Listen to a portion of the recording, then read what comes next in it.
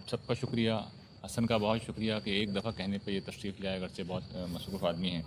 حسن مجھ سے چونکہ چھوٹے ہیں کافی عمر میں، تو میں اس کا بینیفٹ لیتا ہوں، نام ہی لیتا ہوں۔ آج کا جو ایجنڈا ہے وہ 2-3 چیزوں پر مشتمل ہے۔ اس میں سے ایک تو یہ کہ ہم حسن کی کچھ گفتگو سنیں گے، ان کے جو میں چاہوں گا کہ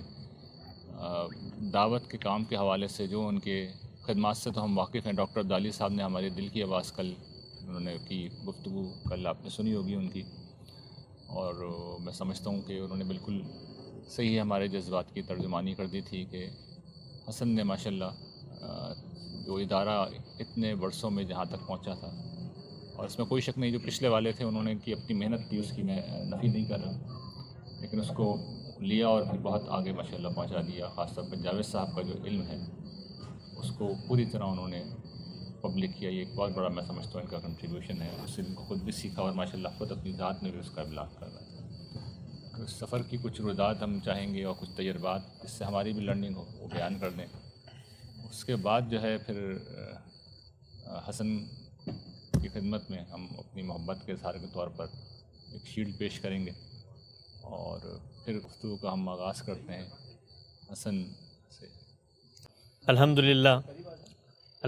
رب العالمین والصلاة والسلام علی محمد الامین، فاعوذ باللہ من الشیطان الرجیم، بسم اللہ الرحمن الرحیم۔ آپ تمام حضرات کا میں بہت شکر گزار ہوں، بالخصوص ہمارے استاد اور مختوم اور محترم جناب ریحان احمد یوسفی صاحب کا کہ انہوں نے مجھ طالب علم کی عزت افزائی کے لیے اس نشست کا انعقاد کیا، اور جو کلمات آپ نے ان کی زبان سے سنے میرے لیے حوصلہ افزائی کا بھی باعث ہیں، اور تہنیت اور مسرت کا بھی کہ ان جیسے لوگ جن کی وجہ سے ہمارا اس علم، اس فکر اور اس حلقے سے تعارف ہوا، اور جن کے ہاتھ پکڑنے کے بعد اور جن کی صحبت کے زیر اثر جو کچھ ہم نے خدمت کی ہے، ان لوگوں کے دل میں ہماری قدر بھی ہے، اور ایک محبت اور مودت کا تعلق ہے جو ہمہ وقت اس پورے عرصے میں قائم رہا۔ میرے پس منظر سے آپ لوگ واقف ہیں، ہماری امت کی جو تراث اور روایتی علم کی ایک پوری کی پوری تعبیر ہے، میرا خاندان پچھلی 4 نسلوں سے اسی کی ترویج و اشاعت اور اسی کی دعوت و تبلیغ میں سرگرداں ہیں۔ بر صغیر کے بڑے مشہور اور نابغہ علماء جنہوں نے اپنی پوری زندگی اللہ تعالیٰ کے دین کی خدمت اور جو تعبیر ان کو درست محسوس ہوتی تھی اس کے ابلاغ میں صرف کی، میرے اندر یہ رمق پیدا ہوئی کہ میں دین کی تعلیم حاصل کروں، تو اسی روایت کے ساتھ میں جڑ گیا۔ تو اس دوران جس زمانے میں ہم تعلیم حاصل کر رہے تھے، اللہ کا ایک مجھ پہ فضل یہ ہوا کہ میرے والد صاحب نے اور میرے ارد گرد جو لوگ تھے انہوں نے ذہن کو کشادہ کیا کہ نئے افکار کو بھی سنا کرو، پڑھا کرو، اور اسی اسنا میں میرا تعارف جاوید احمد غامدی صاحب کے پاس نظریات سے ہوا۔ تو مجھے آج بھی یاد ہے، سن 2000 غالباً 8 کی بات ہے، پہلی دفعہ ہم ڈھونڈتے کراچی میں جو دانش سرا کی ایک عمارت تھی، المورد کراچی کا دفتر بھی تھا جیبیز ہوٹل کے سامنے، وہاں پر ہم پہنچے، اور میرے ساتھ اور بھی میرے کچھ ساتھی تھے جو اسی سفر میں شامل تھے۔ تو پہلی ملاقات ہوئی ریحان بھائی سے، یعنی اول تعارف غامدی صاحب کے افکار و نظریات میں جس شخصیت سے ہوا وہ ریحان احمد یوسفی صاحب تھے،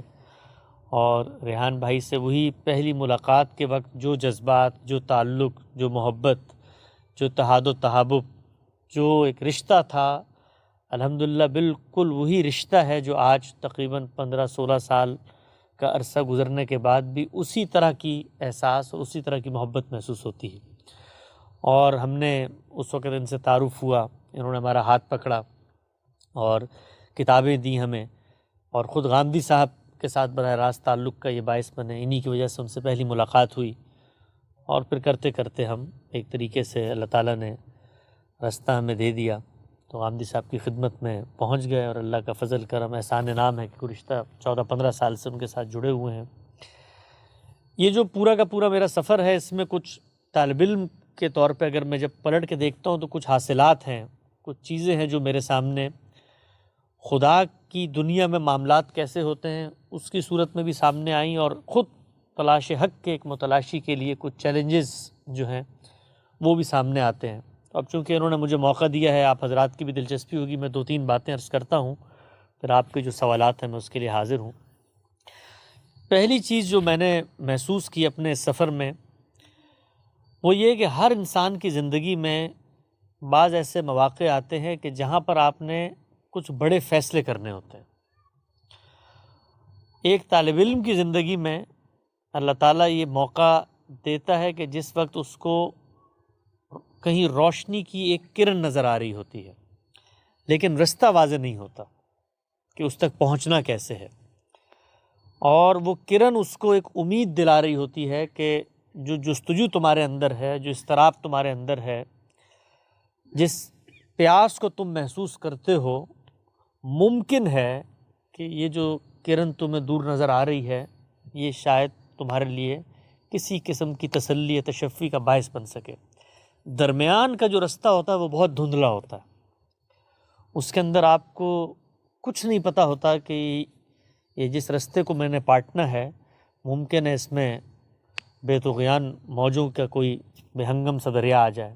ممکن ہے اس کے اندر کوئی دشت و بیابان ہو، ممکن ہے اس کے اندر کوئی جنگل آ جائیں جن کے اندر اس طرح کے جانور ہوں جو آپ کی جان کے در پہ ہو جائیں، ممکن ہے کہ رستے کے اندر کہیں اندھیرا ہو، تمہارا کوئی ہاتھ پکڑنے والا نہ ہو،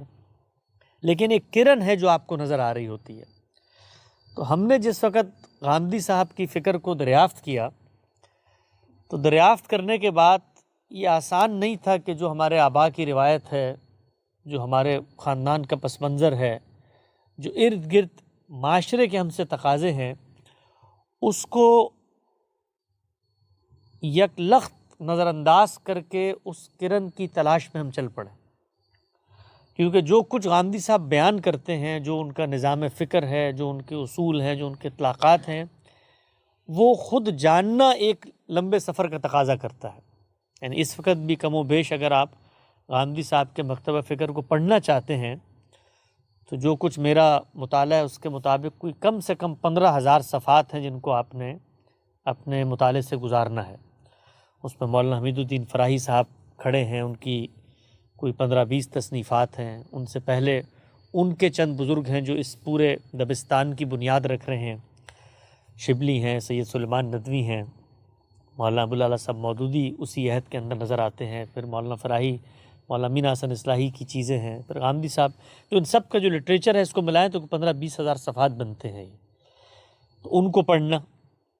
اچھا اس کو پڑھنے کے لیے پھر ایک خاص سطح کی مہارت ہے جو آپ کو اپنے اندر پیدا کرنی ہے، زبان و بیان کا آپ کا پس منظر ہونا چاہیے ہے، آپ کو شعر و ادب کے اندر ایک دسترس، عبور و ملکہ حاصل ہونا چاہیے ہے۔ پھر یہ لوگ خود ایک روایت میں کھڑے ہوئے ہیں تو اس روایت کی اصطلاحات، اس کا علم، ماضی کے علماء کا پورا رجحان، تعبیرات، ایک بڑا لمبا سفر ہے۔ تو اب وہ کرن تو نظر آ رہی تھی ہمیں ایک روشنی کی، لیکن کیا ہمارے اندر یہ حوصلہ ہے کہ ہم ان چیزوں کے علم کو حاصل بھی کر پائیں گے؟ یہ سوالیہ نشانات تھے۔ اسی طریقے سے اگر اپنے مکتبہ فکر کو چھوڑتے ہیں، اپنے مسلک کو، اپنے آبا کی روایت کو چھوڑتے ہیں تو اس کے بعد جو سماجی چیلنجز ہیں اجنبیت کے، اسی طریقے سے آپ کا ایک گھر ہوتا ہے، ایک حلقہ ہوتا ہے، اور اس خاندان میں آپ کی ایک حیثیت ہوتی ہے، شہروں کے اندر آپ کا ایک مقام مرتبہ ہوتا ہے، اس کی بنیاد پر آپ کی معیشت وابستہ ہوتی ہے، آپ کو پتہ ہوتا ہے کہ یہ چند سال میں نے گزارے تو اس کے بعد ایک گدی میری منتظر ہے، ایک مسند میری منتظر ہے، اور وہی آپ کے لیے کھانے پینے کا باعث بنتی ہے۔ دنیا کے اندر جو سب سے بڑا چیلنج ہے انسان کا، وہ انسان کا پیٹ ہے، انسان کی بھوک کی جبلت ہے۔ تو یہ بہت بڑی ایک چیلنج ہوتا ہے کہ بھئی آپ اس بنی بنائی سلطنت، اس بنی بنائی ریاست کو چھوڑ کے ایک ایسے سفر پہ جا رہے ہیں جہاں پر پتہ نہیں کیا ہوگا، زندگی میں مقام بھی حاصل ہوگا، کوئی مرتبہ بھی حاصل ہوگا، کھائیں گے کمائیں گے کہاں سے، زندگی کا کیا بنے گا۔ تو یہ سارے چیلنجز ایک طالب علم کی زندگی میں آتے ہیں، اور یہ طالب علم کی زندگی کے چیلنجز ہیں۔ اگر آپ عملی زندگی میں دیکھیں تو ہر صاحب فن کی زندگی میں چیزیں آتی ہیں۔ آپ کسی بڑے شاعر کی داستان پڑھ لیں، کسی بڑے مفکر کی داستان پڑھ لیں، کسی بڑے عظیم فلسفی کی داستان پڑھ لیں، ہر جگہ پر یہی معاملہ ہے جو ہوتا ہے۔ اس کے اندر میں نے یہ دیکھا ہے کہ آپ کو چند لمحات کے کچھ بڑے فیصلے ہیں جو کرنے ہوتے ہیں، اور اس کے بعد ایک سفر ہے جس میں آپ چل پڑتے ہیں اور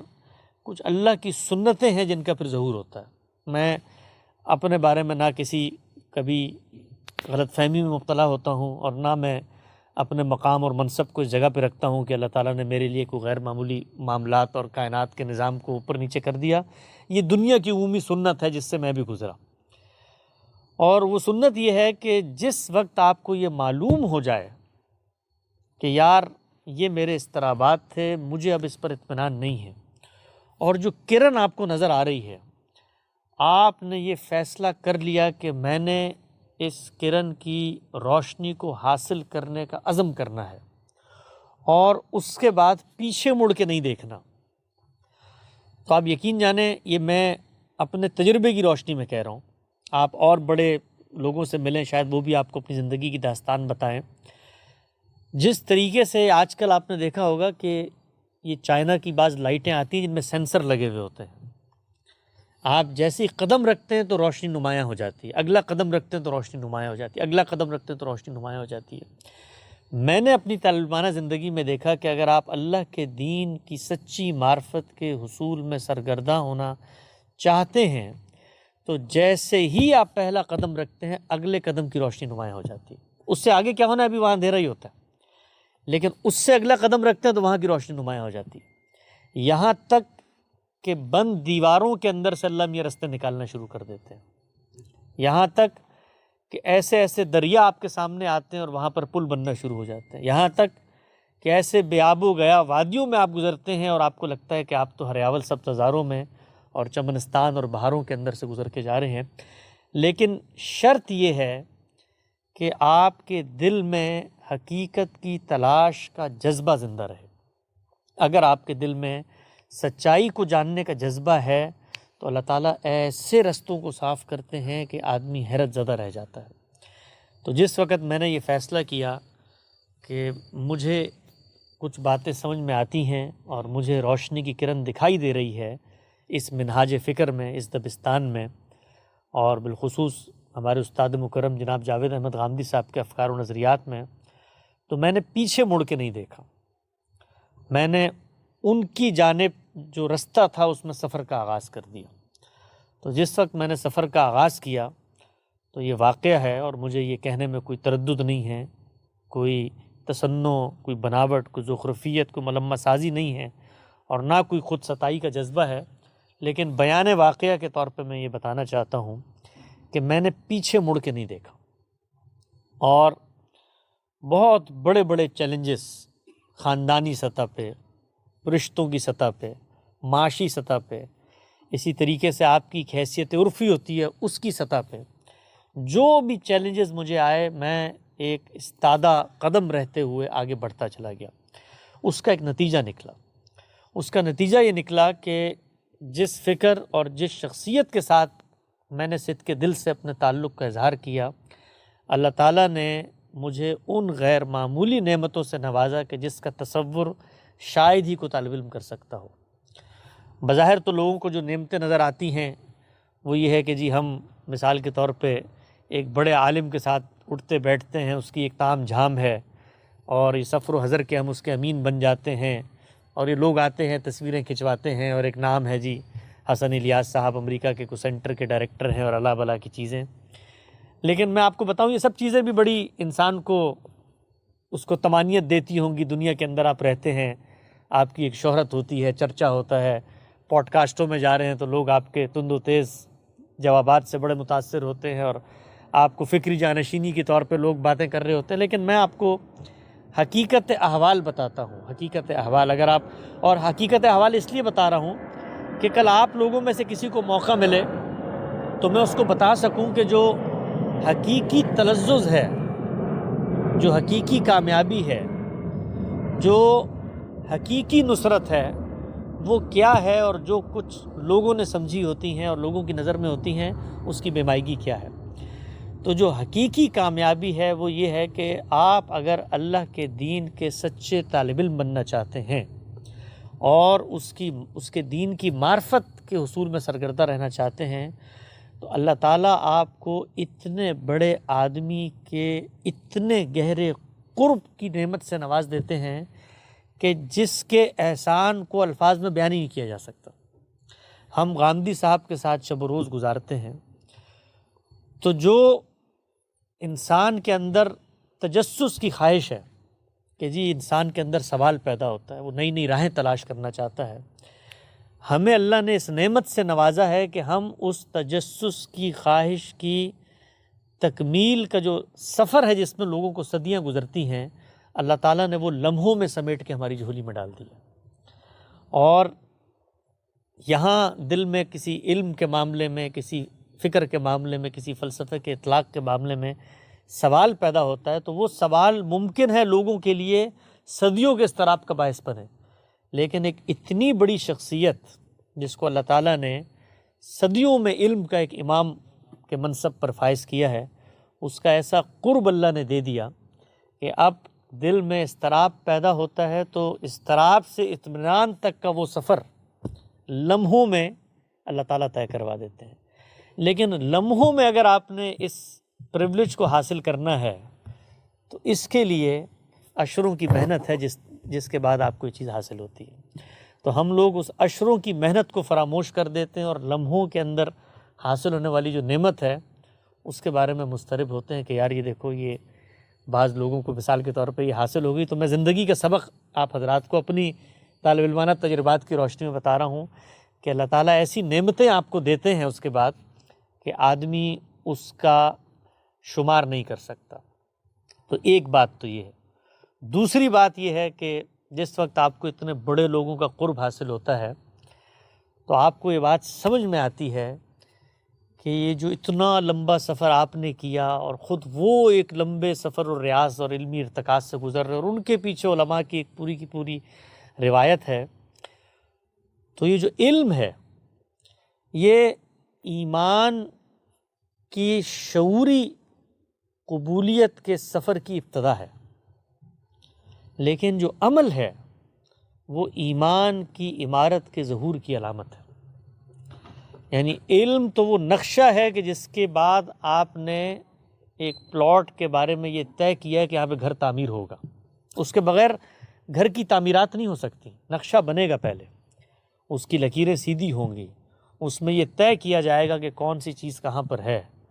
کہاں پر دالان ہے، کہاں پر آنگن ہے، کہاں پر کواڑ ہے، کہاں پر صحن ہے، کہاں پر دریچے ہیں، کہاں سے ہوا آئے گی، کہاں سے بندہ آئے گا، یہ سب کچھ آپ نے نقشے پہ طے کرنا ہے۔ لیکن وہ نقشہ اگر زمین پر اترتا نہیں ہے تو اس نقشے کی کوئی حیثیت، کوئی اہمیت نہیں ہے، چاہے جائے کہ وہ تاج محل کا نقشہ کیوں نہ ہو۔ تو نقشہ علم ہے، اس کو سدید ہونا ہے، اس کے کناروں کو پختہ ہونا ہے، علم نہیں حاصل ہو سکتا اس کے بغیر۔ تو خدا کی معرفت، خدا کی سنن، خدا کی تقاضے، خدا کی شریعت کے باہمی معاملات کے اندر ربط، خدا کی کتاب، اس کے اندر کوہیرنس، اس کے اندر نظم و ترتیب، دین کی پوری جامع تعبیر، وہ تعبیر کا ایک عمارت، اس کے اندر اللہ کے تقاضے، اس کے اندر شریعت کے احکامات کی آج کے دور سے ریلیونس، اس کے اندر پوری کی پوری کائنات کی اسکیم اور مادے سے حیات اور حیات سے شعور کی بحثیں، بڑی بڑی چیزیں ہیں، لیکن وہ سب نقشہ ہے۔ وہ سب حاصل کرنی ہے آپ نے، وہ نہیں حاصل کریں گے تو ایمان شعوری دریافت نہیں بنے گا۔ لیکن وہ سب کچھ حاصل کر لیا، کرنے کے بعد معلوم یہ ہوا کہ جن لوگوں نے وہ نقشہ بنایا ہے ان کی زندگیوں میں اس نقشے کا ظہور کیسے ہوتا ہے؟ اس نقشے کا ظہور ہوتا ہے رات کو 3 بجے اٹھ کے تہجد پڑھنے میں۔ یعنی ہمارے سامنے جو تصویر بنتی ہے وہ یہ ہوتی ہے کہ یار علم جو ہے وہ تو انسان کو مثال کے طور پہ معرفت کے اس مقام پر پہنچا دیتا ہے کہ جہاں پر ہر سوال کا جواب مل جاتا ہے، اور دنیا کے اندر ہر معاملے کے اندر جی ہمارے پاس حل موجود ہے۔ ہماری دینی تعبیر ہے جس نے اس کائنات کے اندر خدا کے دین کو ریلیونٹ کر دیا ہے، اور مذہب سے متعلق جتنے سوالات تھے وہ سب ہم نے حل کر دیے ہیں، لیکن وہ سب کچھ جو حل ہونے تھے وہ باہر نہیں ہونے تھے، وہ یہاں ہونے تھے، اندر کی طرف۔ تو معلوم یہ ہوا ان بڑے لوگوں کی صحبت میں رہ کر کہ ان کے لیے علم اور نقشہ بنانا یہ محض کسی ذہنی عیاشی، یہ محض کسی مشغولیت، یہ محض کسی فن میں مہارت کا نام نہیں ہے۔ ان کے لیے یہ اصل میں اس عمل کی بنیاد کو شعوری طور پہ تلاش کرنے کا پری ریکوزٹ ہے۔ تو ہمارے ہاں جو سب سے بڑا مسئلہ دینی افکار و نظریات میں ہوتا ہے، بالخصوص مذہبی حلقوں کے اندر جو لوگ کسی تحریک، کسی منہاج، کسی فکر سے وابستہ ہو جائیں، کہ وہ نقشے کو اصل سمجھ لیتے ہیں اور نقشے کے بعد جو عمارت کی تعمیر ہے وہ ان کے پیش نظر ہی نہیں ہوتی۔ تو جس چیز نے مجھے سب سے زیادہ متاثر کیا اور جو پیغام میں اس حلقے کے متاثرین کی جانب لے کے جانا چاہتا ہوں، وہ یہ کہ وہ شخصیت جو اس وقت اس منہاج کو دنیا میں لے کر کھڑی ہے، میں نے 15 سالوں میں اس کی زبان سے کبھی کوئی سخت کلمہ نہیں سنا، کبھی کوئی سخت کلمہ نہیں سنا۔ میں نے اپنے ان 15 سالوں میں اس کے معاملات کے اندر کبھی ایک رائی، ایک ٹکے، ایک پیسے کی اونچ نیچ نہیں دیکھی۔ میں نے اس شخصیت کے ساتھ 15 سال گزار کے یہ دیکھا کہ اس کی ایک نماز میری شعور کی روشنی میں جاگتے ہوئے کبھی قضا نہیں ہوئی۔ ایک دفعہ غامدی صاحب کا آپریشن ہوا تو ظاہری بات ہے اس کے بعد وہ آدمی ہوش میں نہیں ہوتا۔ تو جب وہ ہوش میں آئے تو آتے ہی انہوں نے مجھ سے سوال کیا کہ بھائی یہ کتنی دیر کا معاملہ تھا کہ اس میں کون سی نماز رہ گئی؟ تو میں نے ان کو بتایا جی آپ شاید بھول گئے، آپریشن تھیٹر میں جانے سے پہلے بھی آپ نے یہ سوال کیا تھا کہ کتنی دیر کا ہوگا تاکہ میں وہ آنے والے وقتوں کی نمازیں پہلے پڑھ لوں۔ تو میں نے کہا پڑھ چکے ہیں جی نماز، آپ پڑھ چکے ہیں۔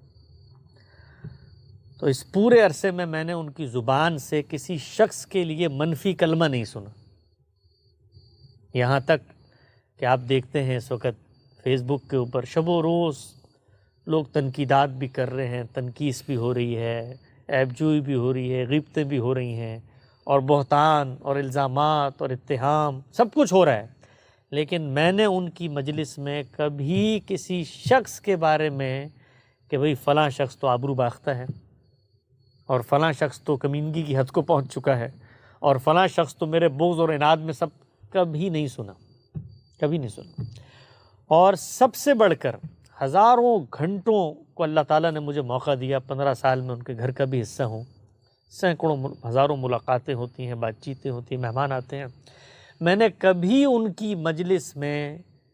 کسی شخص کو اپنے آپ کو چھوٹا محسوس کرتے ہوئے نہیں دیکھا کہ میں کسی بڑے آدمی کی مجلس میں بیٹھا ہوں۔ یہ چند چیزیں ہیں جو میں نے اپنے حافظے کی روشنی میں بتائی ہیں۔ زیادہ ہماری یہ دبستان کی روایت نہیں ہے کہ اپنے اکابر کی عظمت کے ہم قصے سنائیں، لیکن چونکہ دوستوں کا حلقہ ہے، آپ بیٹھے ہوئے ہیں، تو اس لیے میں نے یہ عرض کر دیا۔ تو عہد و میثاق کی وفاداری ہو، قانون کی پابندی ہو، لوگوں کے ساتھ تعلقات ہوں، حقوق کی ادائیگی ہو، اور اس کے اندر بچوں کے حقوق، بڑوں کے حقوق، رشتہ داروں کے حقوق، پڑوسیوں کے حقوق، جس سطح پر جس کا جو حق بنتا ہے اس کے اندر ادائیگی ہو۔ تو اتنا بڑا آدمی کہ جس کی فکر سے متاثر ہو کہ ہم لوگ ادارے بناتے ہیں، جس کے نام پہ فیس بک پہ لڑائیاں کرتے ہیں، جس کے نام پر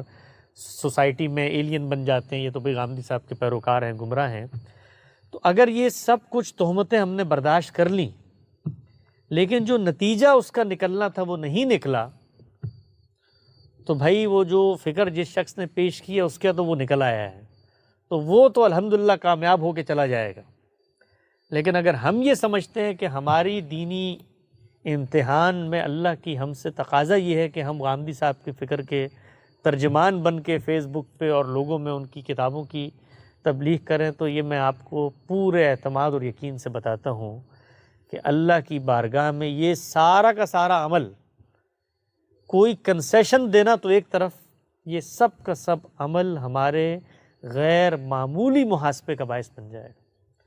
کہ بھئی تم لوگ تو جانتے تھے نا کہ قرآن اصل ہے، پوری دنیا کو بتاتے تھے بھئی میزان، فرقان، مہیمن، حرف آخر، قول فیصل، اس کی بارگاہ میں جاؤ اور یہ لفظ اور معنی کی بحثیں، اور یہ فلسفہ، کلام، تصوف اور تاریخ سے الگ کر کے خالص قرآن و سنت اور دین کی واحد اور تنہا ماخذ اور ذات والا صفات، یہ تم لوگوں سے زیادہ تو کوئی نہیں بتاتا تھا زمین پہ.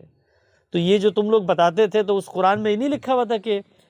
عارض الجاہلین، کہ جب کوئی تم پر تہمتیں دھرے تو اس سے اعراض کرو. اس میں نہیں لکھا تھا کہ اپنی بیویوں کے حقوق ادا کرو. اس میں نہیں لکھا تھا کہ نرمی سے پیش آؤ. اس میں نہیں لکھا تھا کہ نمازوں کا اہتمام کرو. تو دنیا میں انسان کا جو سب سے بڑا مرض ہے وہ یہ کہ ایک مقصد کے حصول کا جس چیز کو ذریعہ بناتا ہے، کچھ عرصے بعد وہ ذریعہ ہی اس کا مقصد بن جاتا ہے. تو ہم اگر مسلمان ہوئے تو اس کی وجہ یہ تھی کہ ہم کائنات کے بڑے سوالوں کا جواب جاننا چاہتے تھے. وہ پیغمبر نے ہمیں دیا. اب پیغمبر نے ہمیں دیا تو اس کے بعد اس کی کتاب تھی، اس کو سمجھنا تھا. تو سمجھنے کے لیے گاندھی صاحب کے پاس چلے گئے. اب گاندھی صاحب کے پاس چلے گئے تو ان کے ادارے ہیں، ان کا لٹریچر ہے، ان کی ایک ہیرارکی بنی ہے، اس کے ساتھ وابستہ ہو گئے. چلو بھئی ہفتہ وار نشست ہوگی، اس میں بیٹھیں گے. وہ سب کرنا کیوں تھا؟ تاکہ قرآن سمجھ میں آئے. قرآن کیوں پڑھنا تھا؟ تاکہ اللہ کی عبودیت کا حق ادا کر سکیں. تو اگر ہم لوگ پلٹ کر اپنی زندگیوں کا جائزہ لیں تو سارے کے سارے کام بڑی ترتیب سے ہو رہے ہوں گے، سوائے اس کام کے جو آخر میں ہونا تھا. اور وہ آخر میں کیا ہونا تھا؟ کہ اپنی بیوی کے ساتھ حسن سلوک سے اور نرمی سے بات کرنی تھی. تو وہ تو نہیں ہوئی. تو وہ جو ساری فکر فراہی ہے اور سارا دبستان شبلی ہے اور سارا نظم قرآن ہے، وہ سب کا سب آپ کے لیے ایک نوعیت کا وبال بنے گا. اس کو قرآن مجید نے ان قوموں کے باب میں بیان کیا کہ ان کی مثال ان گدھوں کی ہے جن کے اوپر کتابیں لاد دی گئی ہوں. تو یہ علم جو ہے یہ انسان کا سب سے بڑا امتحان بن جائے گا. دنیا میں اگر انسان کو کچھ چیزیں نہ ملیں تو ان کے لیے باعث نعمت ہوتی ہیں. محرومی بھی ایک نعمت بن جاتی ہے. علم نہ ہو تو سوال کم ہوگا. خود رسول اللہ نے بیان کیا کہ جنت میں دیکھوں گا کہ جس وقت حساب کتاب ہو رہا ہوگا تو یہ فقیر، فقراء، غرباء بیچارے جن کو دنیا میں کوئی نہیں پوچھتا تھا، یوں قطار اندر قطار جنت میں جا رہے ہوں گے. اور یہ سارے مالدار اور یہ سارے سیٹھ اور سارے یہ پراپرٹی ٹائکونز،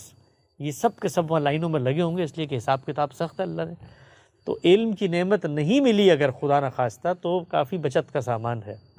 مل گئی ہے تو اب ہمارا اور آپ کا امتحان بڑا سخت ہے.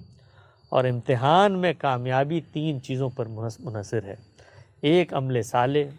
ایک قیام بالقسط، اور تیسری تواصی بالحق اور تواصی بالصبر. اگر ہماری زندگی میں یہ 3 چیزیں نہیں ہیں تو جس ایمان کا ہم راگ الاپتے ہیں اس کے بارے میں اللہ تعالیٰ کا یہ کہنا ہے کہ قیامت میں میرے سامنے جب تم اس طرح کے ایمان کو لے کے اٹھو گے تو وَمَن لَمْ يَحْكُمْ بِمَا أَنزَلَ اللَّهُ فَأُولَٰئِكَ هُمُ الْكَافِرُونَ فَأُولَٰئِكَ هُمُ الْفَاسِقُونَ. جس نے اس کو اپنے اوپر نافذ نہیں کیا، اس کے مطابق فیصلے نہیں کیے، تو اللہ کی نظر میں وہ کافر ہے، وہ فاسق ہے. یہ چند چھوٹی چھوٹی سی چیزیں، آپ چونکہ اپنا حلقہ ہے، اپنے دوست احباب ہیں، کوئی تقریر کا موقع نہیں ہے، ریحان بھائی کی ذرا نوازی، ان کی موجودگی میں مجھے بولنے کی اجازت ہے، تو میں نے اپنی زندگی کے چھوٹے موٹے حاصلات آپ حضرات کی خدمت میں رکھ دی ہیں، اس امید کے ساتھ کہ اللہ تعالیٰ مجھے خود بھی اس پر عمل کی توفیق دے. اقول قولی ھذا